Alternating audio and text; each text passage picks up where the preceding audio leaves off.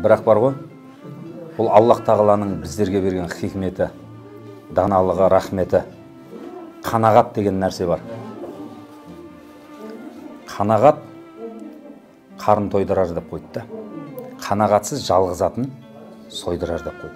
Қазір Алла қанағат деген нәрсені беріп қойды. Көп нәрсе жемейміз.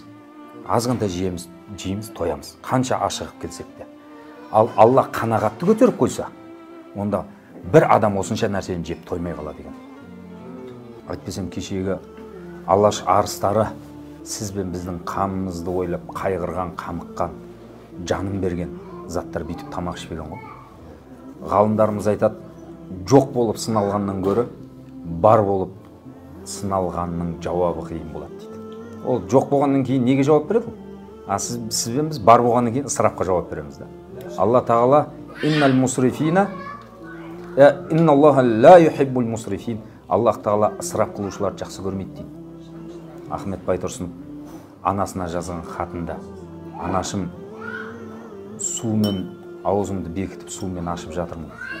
Рамазан айы сізге құтты болсын деп анасының ішіп жемі үшін алаңдаған хаты бар ғой. Аз олардың армандап кеткені, бұл дәл осыны олар жәннаттық ас деп есептеген. Сіз бен біз кәдімгі. Бірақ сұрауы бар. Алхамдулиллахи аллази хадана лил-имани вал-ислам ва жа'алана мин уммати Мухаммадин алейхи салату вассалам. Я Раббана карим, біз өзіңді ғана ұлықтап, өзіңе ғана құлшылық етіп, тек өзіңнен ғана жәрдем сұраймыз.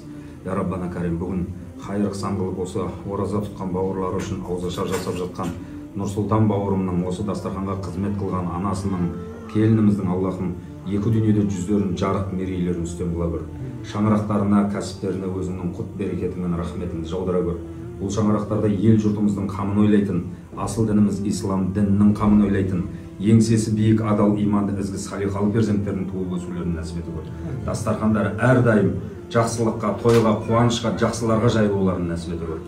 ربنا آتنا في الدنيا حسنة وفي الآخرة حسنة وقنا عذاب النار برحمتك يا أرحم الراحمين.